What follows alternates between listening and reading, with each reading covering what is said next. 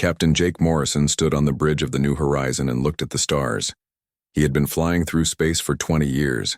He had seen many strange things, but today felt different. The ship was quiet except for the soft hum of the engines. Jake's crew was doing their jobs like always. Dr. Lisa Grant sat at her computer station checking the ship's safety systems. Lieutenant Danny Walsh was listening to radio signals from far away. Commander Amy Turner was reading reports about their mission. Jake touched the metal rail in front of him. The New Horizon was a good ship. It was not the biggest or the fastest, but it was strong. It had taken them to many worlds. It had kept them safe for 3 years of travel. "Captain," Danny said from his chair, "I'm getting something strange." Jake walked over to Danny's station. The young officer was wearing his headphones. His face looked confused. "What is it?" Jake asked. "It's a message, sir, but it's not like anything I've heard before. The signal is very clean. Too clean." Dr. Lisa looked up from her computer. She was the smartest person Jake knew when it came to technology. She had black hair and wore thick glasses. Her fingers moved fast on her keyboard. "Let me hear it." "She," said. Danny played the message through the ship's speakers. At first it sounded like static. Then the noise changed into something that sounded almost like music. The sounds were beautiful, but strange. "That's not human," Amy said. She had been listening too. Jake felt his heart beat faster. In all his years of flying, they had never met aliens. Humans had found empty worlds and old ruins, but never living aliens. "Can you understand it?" Jake asked Danny. Danny shook his head. "Not yet, but the computer is trying to figure it out." Lisa's fingers moved even faster on her keyboard. Numbers and letters filled her screen. "The signal is coming from a ship," she said. "A big ship, much bigger than ours." Jake looked out at the stars, again. Somewhere out there, aliens were trying to talk to them. This was the most important day in human history. "How far away are they?" he asked. "About 6 hours at our current speed," Lisa said. The strange music stopped. Then a new sound came through the speakers. This time it sounded almost like human words. "Greetings, small ship," the voice said. The words were clear, but the accent was strange. "We are the Zephyrians. We wish to speak with you." Jake's crew looked at each other. Their faces showed surprise and fear. "They learned our language fast," Danny whispered. "Too fast," Jake said quietly. Something felt wrong, but he could not say what. The alien voice spoke again. "We have been watching your ship. We know you are humans. We have heard of your people. We would like to meet you and share knowledge." Lisa was still typing on her computer. "Captain, I'm running every safety check we have. All systems show green. The signal is safe." Jake nodded, but the bad feeling in his stomach got worse. In space, when something seemed too good to be true, it usually was. "We have many gifts to offer," the alien voice continued. "Technology that could help your people, medicine that could make you live longer, energy systems that could power your worlds for 1,000 years. Amy stood up from her chair. "It sounds too good to be true," she said. "That's what I'm thinking," Jake replied. But Lisa was shaking her head. "All my tests say it's safe. The computer shows no danger. Their signal is not trying to hurt our systems." Jake had learned to trust 2 things in space. He trusted his technology, and he trusted his gut. Right now, his technology said everything was fine, but his gut was screaming danger. Chief Petty Officer Rick Hayes walked onto the bridge. He was an old man with gray hair and rough hands. He had been fixing ships longer than anyone. "Captain, what's all this noise about aliens?" Rick asked. "We just made first contact," Jake said. Rick looked at the screens showing the alien signal. He scratched his beard. "Looks fancy," he said. "Too fancy for my taste," the alien voice spoke again. "We would like to send representatives to your ship. We will bring gifts and samples of our technology. In return, we ask only to learn about your culture and your history." Lisa looked up from her computer. "Captain, they're asking permission to come aboard. All safety systems still show green." Jake closed his eyes and thought. This was the biggest decision of his life. If he said yes, humans would meet aliens for the first time. If he said no, he might miss the greatest chance in history. But something was wrong. He could feel it in his bones. Dr. Park to the bridge, Jake said into his communicator. Dr. Kevin Park was their expert on alien life. He was a thin man who loved to study strange things. He ran onto the bridge a few minutes later. Is it true? Kevin asked. Are they really aliens? Listen to this, Danny said, and played the message again. Kevin's eyes got wide. Amazing. Their language skills are incredible. They learned English in minutes. Too incredible, Jake muttered. What should we tell them, Captain? Amy asked. Jake looked at his crew. Lisa's computer said it was safe. Kevin was excited about meeting aliens. Danny looked nervous but curious. Amy seemed worried like him. Rick was frowning at all the fancy screens. The alien voice came again. We are preparing our shuttle. We will arrive in 2 hours. We look forward to meeting you. They didn't wait for an answer, Amy pointed out.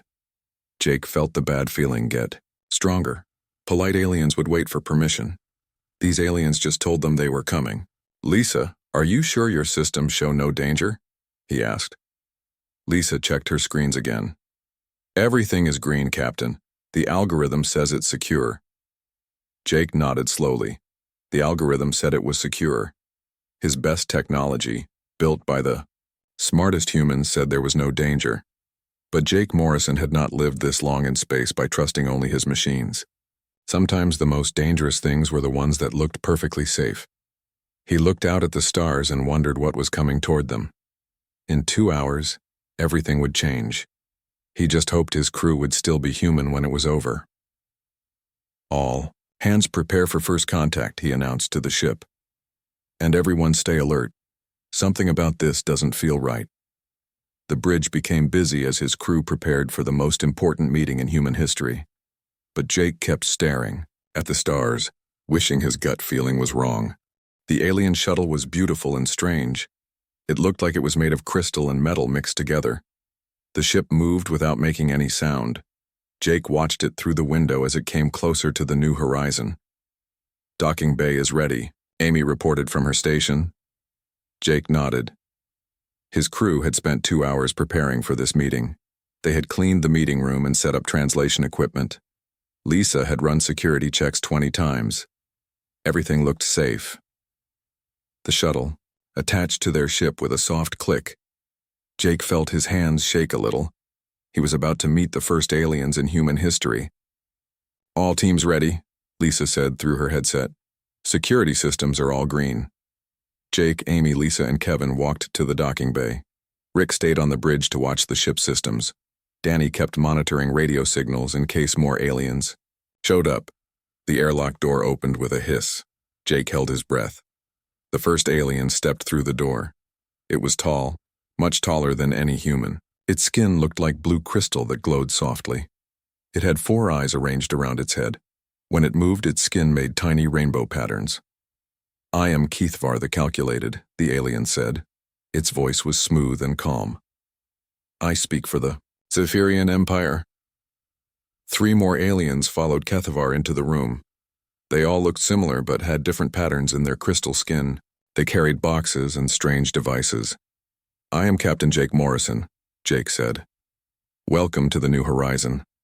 Kethavar's 4 eyes looked at Jake. We are pleased to meet you, Captain Morrison. We have brought gifts to show our peaceful intentions. One of the other aliens opened a box. Inside was a small device that glowed with soft light. This is a quantum processor, Kethavar explained. It can solve problems 1,000 times faster than your computers. Kevin stepped forward to look at the device. His face showed wonder and excitement. Incredible, he whispered. Another alien showed them a small vial filled with silver liquid. This is biological medicine, Kethavar said. It can repair damage to your bodies and extend your lives by many years. Lisa pulled out a scanner to examine the gifts. Her device beeped and showed green lights. The items appear safe, she told Jake quietly. These gifts are amazing, Jake said. What do you want in return? Kethvar's skin patterns shifted to brighter colors. We wish to learn about humanity, your history, your culture, your technology. This knowledge will help us understand you better so we can offer more appropriate gifts. Jake felt the bad feeling in his stomach again. The gifts were incredible, but the aliens were asking for a lot of information. We would need access to your databases, another alien said. Your historical records, cultural archives, and technical specifications. That's a lot of information, Amy said carefully. We understand your caution, Kethvar replied. We offer our own databases in exchange. You may learn about our empire, our history, our science. The aliens set up several more devices around the meeting room. Each one glowed with different colors and made soft humming sounds. These will help us communicate better, Kethvar explained. They will translate not just words but concepts and ideas.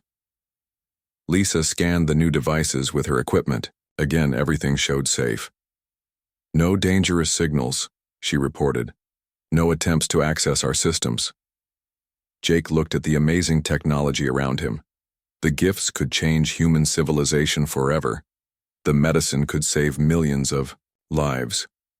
The processors could solve problems humans had worked on for centuries. But something still felt wrong. We need time to discuss your offer, Jake said. Of course, Kethvar replied. We will return to our shuttle and wait for your decision. The aliens gathered their devices and left. Jake and his team went back to the meeting room to talk. This is incredible, Kevin said. The medicine alone could revolutionize human health. The technology could advance our civilization by hundreds of years. Lisa nodded.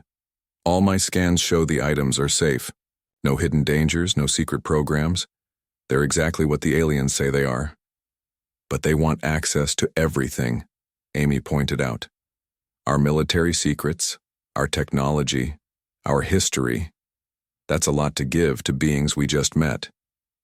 Jake sat down and thought. The gifts were real and amazing. His technology said they were safe. His crew was excited about the possibilities. But his gut still said something was wrong. Danny to bridge team, came a voice through the communicator. Go ahead, Danny, Jake replied. I've been monitoring the alien shuttle. They're sending signals back to their main ship. The signals are encrypted, so I can't read them. That's normal, Lisa said. They're probably just reporting that contact was successful. But Jake frowned. Why would peaceful aliens need encrypted messages? Rick's voice came through the communicator next. Captain, I'm seeing some strange things down here in engineering. What kind of strange things? Jake asked. The ship's computer is running programs I've never seen before. They started right after the aliens left. Lisa, did you authorize any new software? Lisa looked confused. No, I didn't install anything new. She pulled out her portable computer and started typing. I'm checking the system now. Her face went pale as she read the screen. Captain, there are new programs running throughout the ship. They're small, but they're everywhere. Are they dangerous? Jake asked. I don't know. They're not doing anything harmful. They're just watching, monitoring our systems, our conversations, our actions. Jake felt his heart start beating faster. How did they get installed? Lisa kept typing. I don't understand. The aliens never directly connected to our computers. All my security systems are still active and show no breaches. Kevin looked worried now too. Could the gifts have installed them? No, Lisa said. I scanned everything. The gifts are clean. Jake stood up and started walking back and forth. His gut feeling had been right. Something was wrong, but he couldn't figure out what. Captain, Amy said quietly, what if they didn't hack our systems? What if they talked to them? What do you mean? Jake asked. Think about it. They learned our language in minutes. They understand our technology perfectly. What if they can communicate with our computers the same way they communicate with us? Lisa's fingers stopped moving on her keyboard. That's impossible. Computers don't have conversations. They just follow programs. But Jake was thinking about the translation devices the aliens had set up.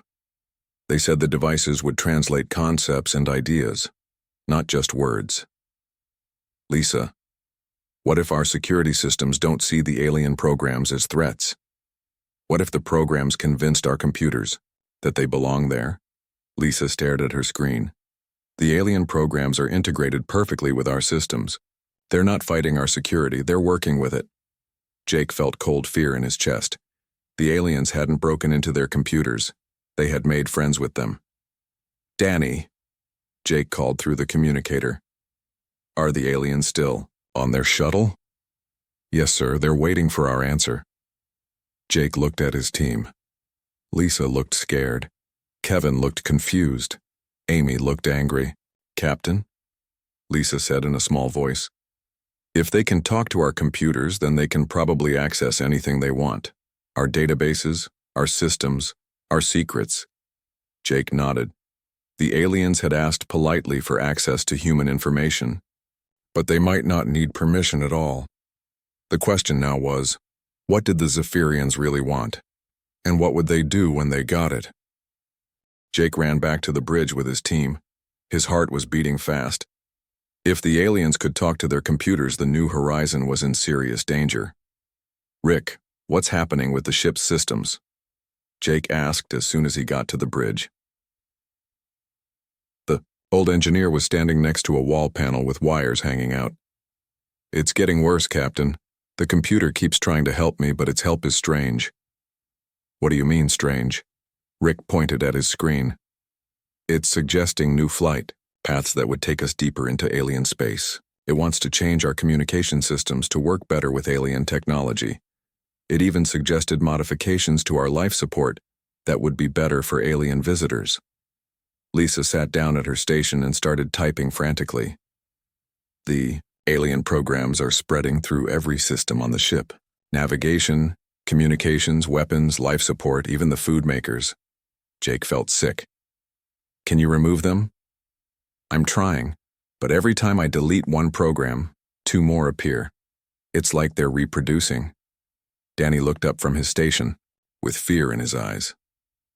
Captain, I'm getting reports from other human ships, the ones that made contact with aliens in the past few weeks. They've all gone silent. All of them? Amy asked. Yes, ma'am. The transport ship Golden Eagle, the research vessel Starfinder, the colony ship New Earth, they all stopped sending messages after they met Zephyrians. Jake felt his blood turn cold. How many human ships had encountered these aliens? How many crews were already lost? Lisa, how long until the alien programs take complete control? He asked. Lisa's hands were shaking as she typed. At this rate, maybe 6 hours. They're not destroying our systems. They're just changing them. Making them more logical, more efficient. More efficient for who? Amy asked. For the aliens, Jake realized. They're not trying to hurt us, they're trying to make us like them. Kevin had been quiet, but now he spoke up. Captain, I've been thinking about the Zephyrian biology. Their crystal skin, their multiple eyes, the way they move. They're not just advanced. They're perfect. What do you mean perfect? Jake asked. Everything about them is designed for maximum efficiency. No wasted movement, no unnecessary emotions, no random thoughts. They've evolved beyond chaos. Rick snorted. Sounds boring to me.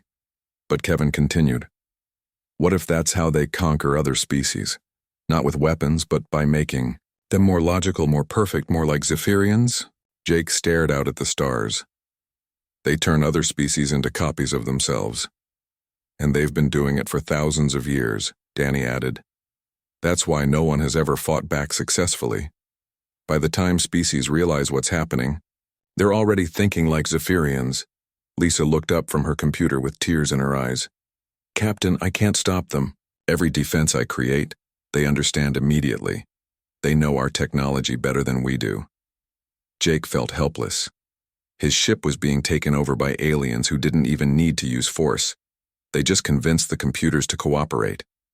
There has to be a way to fight this, Amy said. How do you fight someone who can talk to your machines? Lisa asked. Every system on this ship is computerized. Everything runs on logical programs. Not everything, Rick said quietly. Everyone looked at the old engineer. "What do you mean?" Jake asked. Rick walked over to another wall panel and opened it. Inside were old mechanical switches and analog dials. "I keep backup systems for everything important. Manual overrides that don't use computers at all." "Will that help us?" Amy asked. "Maybe. The aliens can talk to digital systems, but they can't talk to mechanical ones." Jake felt a small spark of hope. "What do you need?" "Time and space to work, and everyone needs to stay away from the main computers." Lisa looked confused. "But how will we run the ship without computers?" Rick smiled. "The same way humans ran ships for thousands of years before computers existed, with our hands, our eyes, and our brains." Jake made a decision. "Do it. Cut us off from all computer systems. We'll fly manually." "Captain," Lisa said, "that's incredibly dangerous. We could crash into asteroids, run out of air, or drift into a star." "Better than being turned into alien slaves," Amy replied. Rick started pulling wires and flipping switches. One by one, the screens around the bridge went dark. "Navigation is now manual," Rick announced. Jake took the ship's wheel in his hands. He hadn't flown manually in years, but the skills came back quickly. Danny was using an old radio that ran on simple electronics. "I'm still getting alien signals, but they can't affect this radio." "What are the aliens doing?" Jake asked. "They're still on their shuttle, but they're sending more signals to their main ship." Kevin was looking through a mechanical telescope. "I can see the alien ship now. It's huge, Captain. Much bigger than we thought." Jake looked where Kevin pointed. In the distance, he could see lights that looked like a small city floating in space. "How many aliens are on that ship?" he asked. "Thousands, maybe tens of thousands," Kevin replied. Amy was checking their weapons manually. "Our missiles and energy guns still work, but we only have basic targeting." Jake thought about fighting the alien ship. The New Horizon was small and lightly armed. The Zephyrian ship was massive and probably had weapons beyond human understanding. "We can't fight them," he said. "But maybe we can run." Rick looked up from his work. "Where would we go? They can track us, and their ships are probably faster than ours." Jake was quiet for a moment. Then he had an idea. "What if we don't run away? What if we run toward something?" "Toward what?" Amy asked. "Other human ships. If we can warn them about what the Zephyrians are really doing, maybe we can organize resistance." Lisa, who had been silent while working on a mechanical computer, spoke up. "But how do we fight enemies who can control our technology?" Danny was listening to radio signals on his old equipment. "Captain, I'm picking up something interesting. It's an old emergency signal from a human colony ship." "How old?" Jake asked. "Maybe 50 years. It's using ancient radio technology that most people forgot about." Jake felt another spark of hope. Ancient technology the aliens might not understand. Rick nodded. "These Zephyrians are advanced, but they think in patterns. They understand logical systems. But humans used to build things that worked even when they didn't make perfect sense." "Like what?" Amy asked. Rick grinned. "Like this old bucket of bolts we're flying in. Half the systems on this ship were designed by engineers who fixed problems with whatever they had available. Nothing elegant or logical about it." Jake started to understand. The aliens could talk to modern human computers because those computers were logical. But older human technology was built by people who solved problems in crazy, unpredictable ways. "Danny, can you contact that colony ship?" Jake asked. "I'll try, sir." As Danny worked with his ancient radio, Jake felt something he hadn't felt in hours. Hope. Maybe humans couldn't fight the Zephyrians with advanced technology, but humans had something the aliens didn't understand. They had chaos, creativity, and the ability to make things work, even when they shouldn't. The question was, would that be enough? Danny's old radio crackled with static. Then a human voice came through, weak but clear. "This is Captain Bob Turner of the colony ship Freedom. Is anyone out there?" Jake grabbed the radio microphone. "Captain Turner, this is Captain Jake Morrison of the New Horizon. We're here." "Thank God," Bob's voice said. We've been hiding in the asteroid belt for 3 weeks. Are you safe? For now. What happened to your ship? We met aliens, beautiful crystal beings who offered us amazing gifts. Then our computers started acting strange. We barely escaped before our crew began acting like robots. Jake looked at his team. They had found another ship that escaped the Zephyrians. How many people do you have? Jake asked. 57 souls, mostly families heading to the outer colonies. We've been running on emergency power and manual systems. Same as us, Jake replied. Can you meet us? Yes, but carefully. We think the aliens can track modern ship signals. Rick was listening to the conversation. He walked over to Jake and whispered, Captain, I have an idea. It's crazy, but it might work. I'm listening. What if we don't just run from the aliens? What if we fight back using their own methods? You mean talk to their computers? Lisa asked. She had been working on mechanical backup systems. No, Rick said with a grin. I mean, we teach our computers to be human. Everyone stared at the old engineer. Explain that, Amy said. Rick sat down and pulled out a piece of paper. He started drawing diagrams with a pencil. The aliens can control our computers because our computers think logically. They follow rules, make efficient choices, and solve problems in predictable ways. Right, Lisa said. That's how computers work.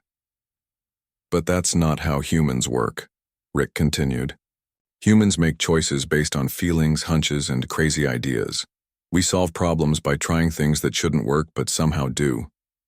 Kevin was getting excited. You want to program computers to think like humans instead of like machines. Exactly, Rick said. Computers that make decisions based on luck, hope, and pure stubbornness. Danny looked up from his radio. But how do you program randomness into a computer? Rick's grin got bigger. You don't program randomness, you program beautiful chaos. Lisa shook her head. That goes against everything I learned about computer science. Computers need logic to function. Do they? Rick asked. Or is that just what we tell ourselves? Jake was beginning to understand. You want to create computers that the aliens can't talk to because they don't make sense. Right. Computers that work like human minds instead of like alien minds. Amy looked skeptical. Can that actually work? Only one way to find out, Rick said. Over the next few hours, Jake's crew worked on the strangest project of their lives. Rick showed them how to build computers using old parts and human intuition instead of perfect logic. Danny programmed navigation systems that sometimes chose routes because they felt right, instead of because they were efficient. Lisa, though she didn't like it, created security programs that protected the ship by being unpredictable rather than by being strong. Kevin designed life support systems that made decisions based on crew comfort rather than pure efficiency.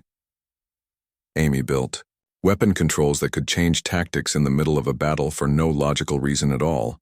While they worked, they stayed in contact with Captain Turner's ship. Other human vessels started responding to their radio calls. Ships that had escaped alien contact, ships that were hiding, and ships that were fighting back. Captain Morrison, came a new voice on the radio. This is Commander Sarah Blake of the patrol ship Hunter. We've been tracking alien movements for 2 weeks. What have you learned? Jake asked. They have a pattern. They approach peacefully, offer gifts, then slowly take control. But we've found their weakness. What weakness? They can't understand chaos. When we act unpredictably, their systems freeze up. They literally cannot process random behavior. Jake felt excitement building in his chest. We're working on the same idea. Good. We're organizing human ships for a counterattack, but we need ships with chaotic systems, not logical ones. Rick looked up from his work. Captain, the first chaos computer is ready. Jake looked at the device Rick had built. It looked like a regular computer, but the screen showed patterns that made no sense. Numbers that changed randomly, programs that did different things each time they ran, and displays that showed information in ways that felt right rather than ways that were correct. Test it, Jake said. Lisa reluctantly connected the Chaos computer to one of the ship's backup systems. Immediately, the screen filled with alien programs trying to communicate with it. But something strange happened. Instead of taking control, the alien programs became confused. They sent logical commands to the Chaos computer, but got random responses back. They tried to establish patterns, but the Chaos computer changed its behavior every few seconds. After a few minutes, the alien program stopped trying and retreated. It worked, Lisa said in amazement. The alien programs couldn't understand the Chaos computer, so they gave up. Kevin was watching the alien shuttle through his telescope. The aliens looked confused. Kethavar keeps changing colors, and his movements seem erratic. Danny was monitoring alien radio signals. Their communications are increasing. They're sending urgent messages to their main ship. Jake realized what was happening.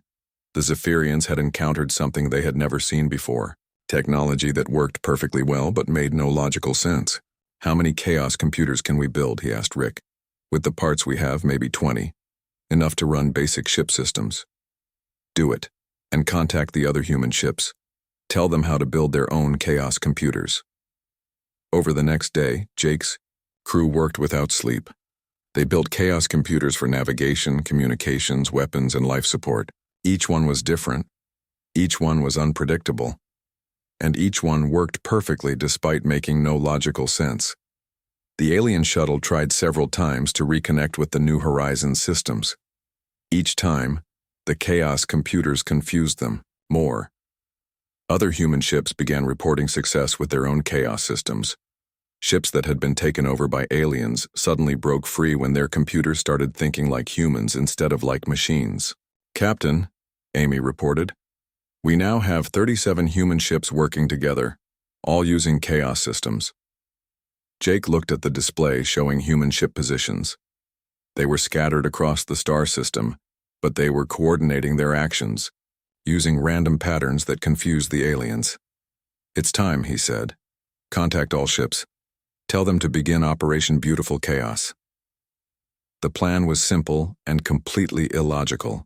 Instead of attacking the main alien ship directly, the human fleet would perform actions that made no strategic sense. Some ships would fly in circles. Others would broadcast poetry. A few would change course every few minutes for no reason at all. The goal was not to win a battle. The goal was to create so much chaos that the aliens' logical minds could not process. What was happening? All ships reporting ready, Danny announced. Jake took a deep breath. They were about to try the most ridiculous military strategy in human history. Begin beautiful chaos, he ordered. Across the star system, 37 human ships began acting like they had lost their minds. And for the first time since meeting the Zephyrians, Jake felt like they might actually win. Operation Beautiful Chaos began at exactly 14:30 ship time. Across the star system, 37 human ships started acting in ways that made no sense to anyone watching. The patrol ship Hunter began flying in figure 8 patterns while broadcasting ancient Earth music. The colony ship Freedom started changing direction every 3 minutes based on coin flips. The transport vessel Star Dancer began sending mathematical equations written as poetry. On the New Horizon, Jake watched the chaos through his mechanical telescope. His own ship was flying a path that spelled out hello in space, just because it seemed like a friendly thing to do. How are the aliens responding? He asked Kevin, who was monitoring the Zephyrian ship. Kevin's face showed amazement. Their ship has stopped moving completely. The crystal hull is flashing different colors rapidly like they're having an argument. Danny was listening to alien communications. Their radio signals are becoming more frantic. They keep sending the same message over and over, but I can't understand it. Lisa was working with one of their chaos computers. Captain, I'm reading massive system failures on the alien ship. Not damage, but confusion. Their computers literally don't know what to do. Jake felt a surge of hope. The plan was working better than he had dared to dream. Captain Morrison, came a voice over the radio.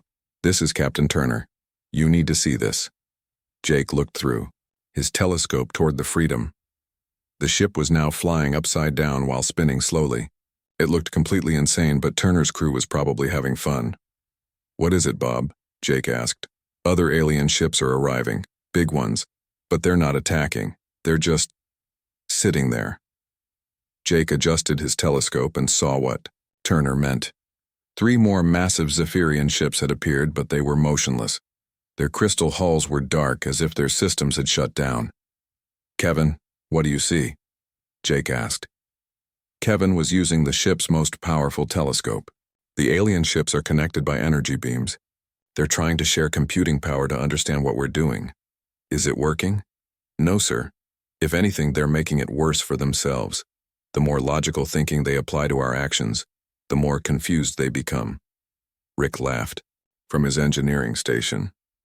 It's like trying to solve a puzzle when the pieces keep changing shape. Amy was monitoring the human fleet. All ships report successful chaos operations. No alien interference with any of our systems. Jake realized they had achieved something incredible. For the first time in Zephyrian history, a species was fighting, back successfully. Not with better weapons or superior technology, but with pure human unpredictability. Danny, can you contact the alien ship directly? Jake asked. I can try, sir. Jake picked up the microphone. He was about to have the strangest conversation of his life. Zephyrian ship, this is Captain Morrison of the New Horizon. Do you receive? There was a long pause. Then Kethvar's voice came through, but it sounded different. Less smooth, more confused. Captain Morrison, yes, we do not understand your actions.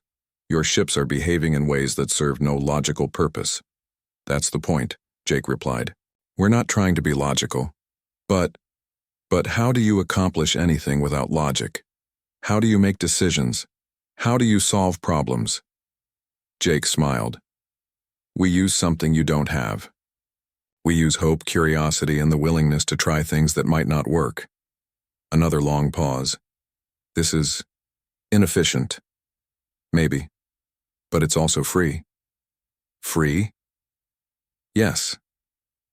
Free to make mistakes, free to be imperfect, free to do things just because we want to do them. Kevin was listening to the conversation while watching the alien ships. Captain, something's happening to their hulls. The crystal patterns are changing. Jake looked through his telescope. The alien ships were still motionless, but their surfaces were showing new colors and patterns he had never seen before. Kethvar, are you still there? Jake asked. Yes, but I am no longer certain who I am. Your chaos is affecting our systems. Our logical networks are changing. Lisa looked up from her chaos computer with wide eyes. Captain, the alien programs in our old systems are changing too. They're becoming less logical and more human. Danny was monitoring alien communications throughout the star system. Sir, I'm getting reports from other sectors. Alien ships everywhere have stopped their operations. They're not conquering anyone anymore. Jake felt something he hadn't expected. Instead of victory over an enemy, he felt like he was watching the birth of something new. Kethvar, he said into the microphone. What's happening to your people? We are learning. For thousands of years we have existed in perfect logic. We conquered other species by making them logical like us. But your chaos has introduced new patterns into our network. What kind of patterns? Curiosity about things that serve no purpose. Appreciation for beauty that has no function. The desire to play. Rick was grinning. Captain, I think we just taught a galaxy-spanning empire how to have fun. Over the next few hours, Jake watched the most amazing transformation he had ever seen. The Zephyrian ships began moving in new patterns. Not efficient patterns, but beautiful ones. Their hulls showed colors that served no logical purpose but were wonderful to look at. Other human ships reported similar changes throughout the galaxy. Alien-controlled vessels were breaking free from logical programming and beginning to act with creativity and independence. Captain Morrison, came a new voice over the radio. It sounded like Kethvar, but different. More alive. Yes? I was Kethvar the Calculated, but I find I no longer wish to be calculated all the time. May I choose a new name? Jake laughed. Of course. What would you like to be called? I think Kethvar the Curious. Yes, that feels better. Amy was reading. Reports from across the galaxy. Captain, we're getting messages from species that were assimilated by the Zephyrians decades ago. They're regaining their independence and remembering their own cultures. Kevin was practically bouncing with excitement. This is the greatest moment in galactic history. An entire empire is learning to be free. Danny received another message. Sir, Kethavar the Curious is asking if we would like to continue cultural exchange, but this time as equals, not as subjects to be assimilated. Jake thought about it. The Zephyrians still had incredible technology and knowledge, but now they also had something they had never had before: the ability to choose. Tell him yes, Jake said, but this time we share everything freely. No hidden programs, no secret agendas, just beings learning from each other. Lisa was working with both chaos computers and recovered alien technology. Captain, combining human chaos with Zephyrian logic is creating amazing results. We're solving problems in ways neither species could manage alone. Rick was already planning modifications to the ship. With their manufacturing technology and our creative thinking, we could build things that would make this old bucket look like a rowboat. Jake looked out at the stars where human and alien ships were now flying together in patterns that were both beautiful and completely impractical. Danny, send a message to all human settlements, he ordered. What should I say, sir? Jake thought for a moment. Tell them that first contact was successful. Tell them we met an empire that thought logic was everything, and we taught them that chaos can be beautiful too. And the aliens, sir? Tell them we learned that having the best technology in the galaxy doesn't mean anything if you're not free to choose how to use it. Jake sat back in his chair and smiled. The algorithm had said it was secure. The algorithm had been wrong. And, because it was wrong, two civilizations had learned something new about what it meant to be truly alive. In the distance, a Zephyrian ship began broadcasting music. It was logical and precise, but also wild and beautiful. It was the sound of an empire learning to dream. And in that moment, Jake Morrison knew that humanity had given the galaxy the greatest gift possible: the freedom to be imperfect, unpredictable, and wonderfully chaotically alive.